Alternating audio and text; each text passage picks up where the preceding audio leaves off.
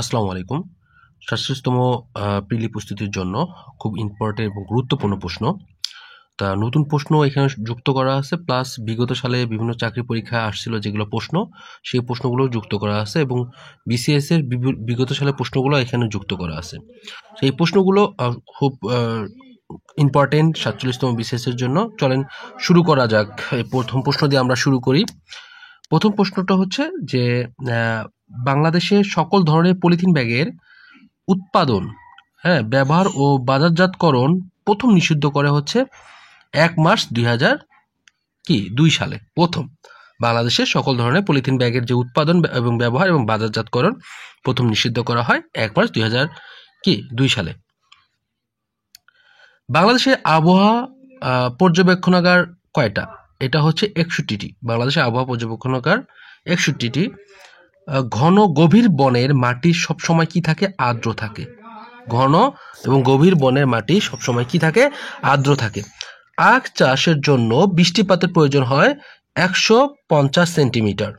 পরিবেশ বান্ধব পাটের তৈরি পলিথিন সোনালী ব্যাগ উদ্ভাবন করেন ডক্টর মোবারক আহমদ খান। সবার জন্য টেকসই জ্বালানি দশক হচ্ছে ২০১৪ থেকে ২৪, সবার জন্য টেকসই জ্বালানি দশক আর কি। WMO এর পূর্ণরূপ হচ্ছে ওয়ার্ল্ড মেটেরোলজিক্যাল অর্গানাইজেশন। WMO এর এই পূর্ণরূপটা খুবই ইম্পর্টেন্ট। IUCN হলো জীব বৈচিত্র্য এবং সংরক্ষণবাদী সংস্থা। IUCN এটা হচ্ছে জীব বৈচিত্র্য এবং সংরক্ষণবাদী সংস্থা। WWF প্রতিষ্ঠিত হয় ২৯ এপ্রিল ১৯৬১ সালে। WWF প্রতিষ্ঠিত হয় ২৯ এপ্রিল ১৯৬১ সালে। বেঙ্গল ফ্যান ভূমিরূপটি অবস্থিত বঙ্গোপসাগরে। বেঙ্গল ফ্যান ভূমিরূপটি কোথায়? বঙ্গোপসাগরে। ভূমিরূপটি কোথায়? বঙ্গোপসাগরে। গ্রিনল্যান্ডের মালিকানা রয়েছে ডেনমার্কের। তিব্বত একটি উপত্যকা? তিব্বত একটি উপত্যকা। তিব্বত একটি উপত্যকা। পৃথিবীর গভীরতম স্থান যে মহাসাগরে অবস্থিত সেটা হচ্ছে প্রশান্ত মহাসাগরে। ওয়াং হো নদীর উৎপত্তি স্থল হচ্ছে কুনলুন পর্বতে। বাংলাদেশের যেখানে ভূতাত্ত্বিকভাবে বাংলাদেশের সবচেয়ে পুরাতন ভূমিরূপ গঠিত হয়েছে টারশিয়ারি যুগে। ভূতাত্ত্বিকভাবে বাংলাদেশের সবচেয়ে পুরাতন ভূমিরূপ গঠিত হয়েছে। বাংলাদেশের যে অঞ্চল বেশি খরাপ্রবণ, বাংলাদেশের যে অঞ্চল খুব বেশি খরাপ্রবণ সেটা হচ্ছে উত্তর পশ্চিম অঞ্চলের সবচেয়ে বেশি খরাপ্রবণ। বাংলাদেশের নবীনতম নদী হচ্ছে মেঘনা। বাংলাদেশের নবীনতম নদী হচ্ছে মেঘনা। কোপ ২৯ সম্মেলনের সময়কাল হচ্ছে ১১ থেকে ২২ নভেম্বর ২০২৪ সালে। বাংলাদেশে ভিয়েনা কনভেনশন অনুমোদন করে হচ্ছে ২ আগস্ট ১৯৯০। ভিয়েনা কনভেনশন, বাংলাদেশে ভিয়েনা কনভেনশন হচ্ছে ১৯৯০। তারপরে হচ্ছে মন্ট্রিল প্রোটোকল কার্যকর হয় ১ জানুয়ারি ১৯৮৯ সালে। খুব ইম্পর্টেন্ট এটা, মন্ট্রিল প্রোটোকল কার্যকর করা হয়। কিয়োটো প্রোটোকল বাস্তবায়নের জন্য অনুমোদন প্রয়োজন ছিল ১১৪টি দেশের। নদী বন্দরের জন্য সতর্ক সংকেত হচ্ছে ৪টা। নদী বন্দরের জন্য সতর্ক সংকেত ৪টি। ভূমিকম্পের দিক দিয়ে বাংলাদেশের সবচেয়ে কম ঝুঁকিপূর্ণ অঞ্চল হচ্ছে দক্ষিণ এবং পশ্চিম অঞ্চল। টর্নেডো শব্দটি হচ্ছে স্প্যানিশ শব্দ টর্নেডো। বন্যায় প্রতিরোধ শহরে নির্মিত বাঁধকে বলা হয় বেষ্টনীমূলক বাঁধ। যে উপজেলা সবচেয়ে বেশি নদী ভাঙন প্রবণ সেটা হচ্ছে নড়িয়া। প্রান্তিক হ্রদ যে জেলা অবস্থিত সেটা হচ্ছে বান্দরবন জেলায়। বাংলাদেশের যে বনভূমি শাল বৃক্ষের জন্য বিখ্যাত, ভাওয়াল ও মধুপুরের বনভূমি। জলজ উদ্ভিদ নয় হচ্ছে গজারি, আধা চিরহরিৎ জাতীয় উদ্ভিদ থাকে আর কি। খুব ইম্পর্টেন্ট এই প্রশ্নটা। বাংলাদেশের সবচেয়ে সর্ববৃহৎ গ্যাস ক্ষেত্র এটা হচ্ছে তিতাস।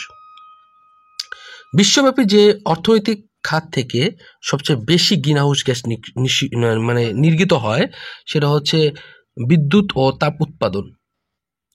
নবায়নযোগ্য সম্পদ হচ্ছে বায়ু হচ্ছে নবায়ন। দুর্যোগ ব্যবস্থাপনার কর্মসূচির প্রথম পর্বের কাজ শেষ হয় ২০০৯ সালে। স্পার্শ যে মন্ত্রণালয়ের অধীনে, সেটা হচ্ছে প্রতিরক্ষা। দুর্যোগের বার্তা প্রেরণ করা হয় 3টি পদ্ধতিতে।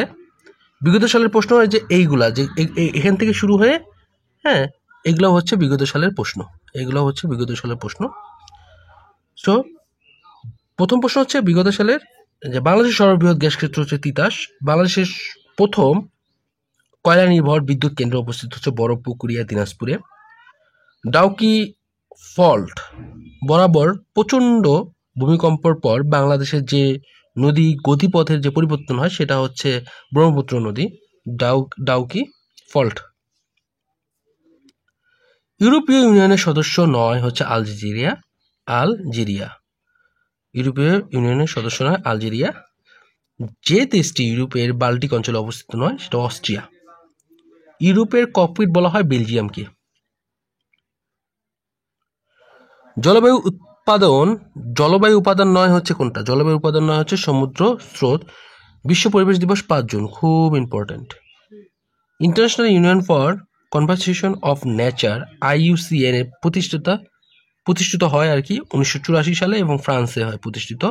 ভূমিকম্প সংঘটন বিন্দু সরাসরি উপরে মানে পৃষ্ঠের বিন্দুকে বলা হয় এপিসেন্টার। যে দুর্যোগের কার্যকর পূর্বাভাস দেওয়া সম্ভব নয় সেটা হচ্ছে ভূমিকম্প। দুর্যোগের ব্যবস্থাপনা চক্রের যে স্তরটি সবচেয়ে বেশি ব্যয়বহুল সেটা প্রশমন।